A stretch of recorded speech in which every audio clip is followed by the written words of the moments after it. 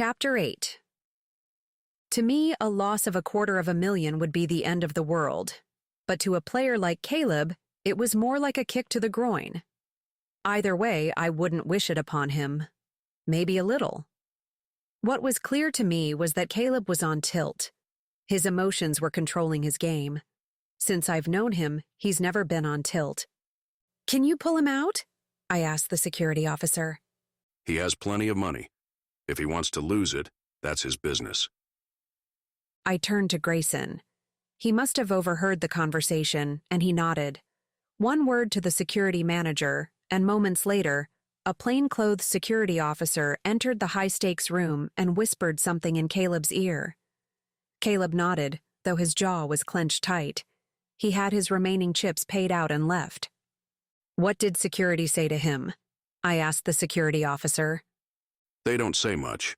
He probably just asked him to give up his seat for the next player. It saves the player from any embarrassment. He could have refused. My phone buzzed in my pocket. I took a peek and read Caleb's name on the caller ID. I wasn't ready to talk to him. After a $250,000 loss, I doubted Caleb was ready to talk. And I was on Grayson's tour.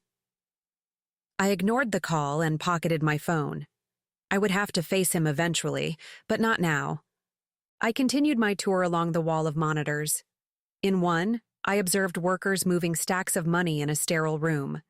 In another, I spied a man and woman making out in the lobby. I stopped and gave them a second peek. Grayson had stepped close to me and viewed the monitor too. "This is nothing. Sometimes the camera catches couples who don't make it to their rooms." "Really? They just go at it wherever they happen to be?" He smiled. "Unless we reach them in time to prevent it." I wasn't sure I wanted to see all that, so I continued on my path. Something caught my eye. I stepped back and bumped into Grayson. He held me in place so I wouldn't topple over. I leaned closer to the monitor. I recognize him. He was standing in the parking lot across the alley when we left the theater. I don't know what made me notice him. There was something still and calm about him, like a person watching and waiting, not caring how long it took. The man that had been leaning against the car behind the theater was now standing outside the casino, staring dead center into the security camera. Grayson glanced at the monitor. A muscle in his jaw twitched. He tightened his grip on my waist. "Hey, there's no reason to give me a bruise." "Sorry." He released me and called the security manager over. "Bring him in," he said, pointing to the monitor. "I only said I saw him at the theater. Why do you want to bring him in?" "I have outstanding business with him." "Who is he?" I thought I knew the answer to that question, but I seemed to be mistaken. Grayson turned to the security manager. "He's already moved out of camera range. Make sure to find him and keep security on alert." The manager nodded and was already giving orders through his radio. Grayson blew a calming breath and looked over at me. "Ready to go?" "Yeah, sure. Don't you want to know if they find him?" "I already know they won't. Let's not think about him." His hand rested in the small of my back. "Let's go to the restaurant. I'll buy dinner." "I can't say no to that." He guided me through the back hallways, around the casino floor, and into one of the fancier restaurants. Crisp white linens covered the tables, and a person designated to remove the crumbs after each course stood ready and waiting. "We can't go in there," I said. "Why not?"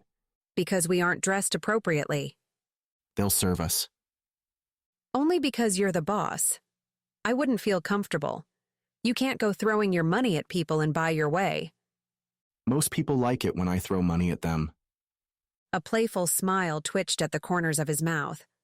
"I don't want to be a part of your money throwing," I said. A little of my stubbornness was showing through, but I didn't feel comfortable in a setting where I was way underdressed. And outclassed too, with a man who could easily fit in any situation life threw him. "Where would you like to go?" "I could go for a gigantic burger with fries." He laughed. "You don't care about me throwing my money around, you just want a burger. Let's go," he said, taking my hand. I noticed my hand was becoming comfortable in his. Instead of his touches knocking out my breath each time, now it was more of a zing, with oxygen still being allowed to flow to my brain. I welcomed the change since I appreciated my brain cells and would like them to stay healthy. We strolled into a restaurant that appeared to be underwater. Colorful tropical fish swam in the glass walls and darted back and forth. Caleb was seated at a corner booth with Katerina draped on his arm. His jaw was visibly clenched, but he made no attempt to remove Katerina from his side. So much for Lupier and Grayson. Now she'd glommed on to Caleb. I briefly wondered at her indiscretion, hopping from man to man. Then I realized I didn't care. "Grayson, I hope you don't mind, but I think Katerina found your replacement." He observed the couple in the booth and chuckled. Do you want to stay or go? "Let's stay. I'm famished." Caleb glanced up from his menu. Our eyes caught for a moment, but it felt uncomfortably longer. Grayson slid his hand to the small of my back, showing me to a booth at the other end of the diner. We both scooted in. Service was noticeably better while dining with Grayson. We ordered within seconds of sitting down, and they had the food to our table in 5 minutes. "The staff knows you, don't they?" I asked as I chomped down on a fry. I make it a point to know my staff and to climb down from my tower as much as possible. He winked. Why? "No reason. It was just an observation." Tell me about yourself. I play poker for a living. I help Frankie out 2 days a week at the chapel where I also live. My parents live back home in Colorado. My life is really routine. I have a notion that will change now that Frankie has appointed himself as my manager. I shuddered. Where did you learn the card-tossing tricks? I didn't have much of a life in high school. I had a handful of close friends, but my hobby was poker and my friends didn't understand. So, while they were off being girls, I was learning my newest trick in the basement, but I made money by betting with my dad's friends. They bet me I couldn't do a trick, and I bet them I could. Most of the time, they owed me. Grayson cracked a smile. "What?" I asked. Nothing, just a visual of you as a teenager popped into my head. But don't worry, it was a cute image. "It's really not cute. What about you? Tell me about the Grayson Miller that isn't found in the pages of Forbes." There isn't anything fascinating about me. You saying that only confirms my suspicion there is. I studied his face, and my eyes drifted to his hair. His dark hair would look sexy tousled from bedroom activities. I would love to run my fingers through his hair, curl them in his thick locks, and lead his lips to mine. Whoa, where did that come from? Maybe I should go see a doctor about my head. Grayson shifted in his seat. His leg moved against mine. Heat traveled the length of my leg and didn't stop. "I bet," I said to Grayson, trying to regain my composure. "You eat an entire bag of jelly beans at Easter, and you love roller coaster rides. You probably had a dog growing up. His name was Artie." Grayson laughed. I hate jelly beans. I do like roller coasters, but haven't been on one in about 15 years, and I had a dog named Sammy. That wasn't so hard. I now know 3 things about you that magazine readers don't. He touched my hand that was resting on the table. Ready to go? Yeah, I inhaled the burger. I think I need to leave before I eat the dessert case. Do you want dessert to go? It's going to be a long night. I gave a half smile. In that case, can you buy me one of everything? I didn't have to twist your arm or anything. I'm easy to please. We were left standing with 4 boxes, each packed full with slices of pies and cakes. "I was kidding," I sputtered. "You're going to have to help me eat these." They're all yours. I caught a glimpse of Caleb and Katerina as we left the diner. Her fingers were drifting along his arm. Caleb looked up in time to see Grayson and me leave. His face never changed. It was either his stone-hard poker face or he couldn't care less. Sometimes I hate poker. We deposited the dessert boxes onto the kitchen counter. Do you want to watch a movie? Grayson asked as he walked the length of the room to pick up the remote. Okay, I said, ogling Grayson as he walked. Grayson handed me the remote. Pick whatever you want. What if it's really sappy? I asked as I sat on the couch. The girliest I'll watch is a romantic comedy. Any girlier and I become nauseated from the sappiness. I was just testing the boundaries to see what he would say. He placed himself next to me. Sappy is fine. His phone buzzed. They didn't find him. He said, reading the message.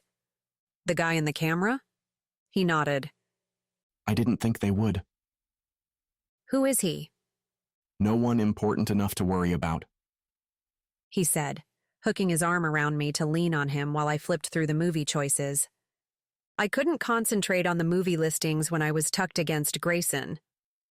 There was a knock on the door. Grayson slipped out from my weight, freeing me from his mind control hold. He kissed the top of my head as he stood. A happy tingle trickled through my scalp. He was going to have to stop doing caring little things if we were going to make it another 22 hours together with our clothes still on. But right now, I wouldn't mind if they were scattered all over the floor. Grayson opened the door to let Jason and Steffi in. Jason was disheveled and clearly stressed. Even his clothes were rumpled as if he'd slept in them. He cast his gaze in my direction and then at Grayson. Grayson didn't give him an explanation for my presence. I've been trying to get in touch with you all night. Jason said to Grayson. I didn't realize you had company and didn't want to be disturbed. He shot another glance in my direction. I hoped he didn't think I was one of Grayson's disposable girls. Just the thought of it made my teeth grind. What do you need? Grayson asked. It's about the tournament fiasco. Insurance will cover the loss, but the police are questioning Jeff's employment with us. He wasn't employed with us. According to our books, he is. Grayson's eyes narrowed. Find me his employment information. I want to know who hired him and why. Jason nodded and left with Steffi. Grayson stood still. His thoughts were elsewhere. You wouldn't have hired that Jeff guy, would you? I asked him. No, that guy was bad. I still can't figure out how he fits in with the theft. Maybe he was partners with someone and the partner decided he wanted all the money for himself. If that was true, wouldn't they just kill him after he helped transfer the money out of the building? It must have taken a lot of planning to move the money out the door without anyone seeing anything. And a working knowledge of your security system. You may be right. I've been thinking of all the angles. I didn't want to believe the most obvious because I never assumed it would be possible. The theft might have been an inside job. The person who hired Jeff might be the thief. It would explain how the theft could be pulled off without a single camera capturing anything. Right now, it's not even about the money, but the security breach. I can't believe this could happen on my watch. Could the guy you're looking for have anything to do with this? I asked. I hope not. Like I said before, I didn't know him like I thought I did. My phone vibrated in my pocket. I slipped it out to see an unknown caller. I gazed up at Grayson, who was closer to me than my father would have appreciated. But I appreciated it. Go ahead and take the call, he said. I answered. Hello? Nadia? Asked a male voice. Yes, this is Nadia. I need a favor. Who is this? Are you alone? No, and you're creeping me out. Are you with Grayson? He's here. Do you want to speak to him? Tell him you need to go home and feed Gus. Gus! Oh, shit! I forgot to feed Gus. The man hung up. Who was that? Grayson's eyes expressed concern. I have no idea, but I need to feed Gus. Is Gus a dog? No, he's my cat. He'll eat my couch if I don't feed him. You're kidding, right? If you come with me, you can see for yourself. All right, let's go. I've never seen a couch-eating cat before. I opened my apartment door slowly, peeking around the door to see Gus. I didn't see anything, so I opened the door farther and let Grayson go in first. I have a feeling you're afraid of your cat. Only when he's dieting. If he's that scary, why bother putting him on one? The vet told me to. Uh-huh. His voice told me he wasn't quite sure what to make of me or my cat. My phone vibrated again. It was an unknown caller. "Hello?" I asked, wondering if it was the same person. Give Grayson the envelope on the table. "What envelope?" You'll see. He said, and hung up. I studied the table where a plain envelope rested on it. I knew it wasn't one of mine. Grayson, that envelope is for you." Grayson followed my gaze to the table. What's going on? "I have no idea. A man just called and said the envelope on the table was for you." Grayson peered down at it. His fingers touched the edge of the envelope. A low growl made us both freeze. I crept over to the bedroom where the growl came from. A large box sat on my bed. I could sense Grayson behind me, but it didn't make me brave enough to open the box. "What do you think is in the box?" I asked, thinking I already knew the answer and wasn't willing to risk my life to open it and find out. I just texted Remy to come up. "What will Remy do?" He was in special ops. He knows more things than I care to know. "Why is he working for you?" He was working with my brother David before he went missing. Since then, Remy's decided to stick close to me. Well, that and I pay him way too much money. No, you don't. Remy said behind Grayson.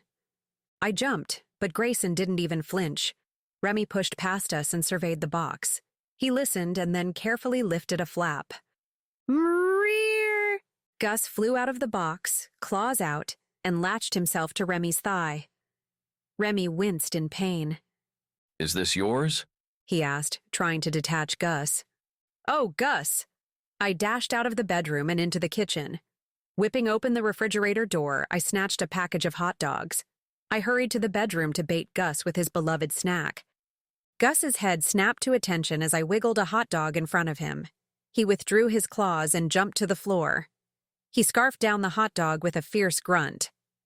"Remy, I'm so sorry," I said. "Do you need a bandage or something?" He glared down at Gus. Just keep him away from me, he said as he tromped out. "Do you think he'll be mad for long?" I asked Grayson. He's been through worse. A kitty scratch doesn't even compare. But still, I feel bad. Gus batted the hot dog package out of my hand. I bent to pick it up before he could snatch another one, but he plopped down on the package to guard it and hissed at my hand. I popped up with my fingers still intact. "You win, Gus. No more diet for you." Grayson backed out of the room, and I followed, leaving Gus to his hot dogs. Grayson picked up the envelope on the way out the door. "Are you going to open it?" I asked as I slipped into the limo. Do you have any idea who it's from? He asked. "I have no idea, but he knew I was with you, and he knew where I lived. He didn't shoot my cat, so he can't be a horrible person." Grayson opened the envelope and read the enclosed letter. "Well?" I asked. He handed me the paper to read. "Your money is fake."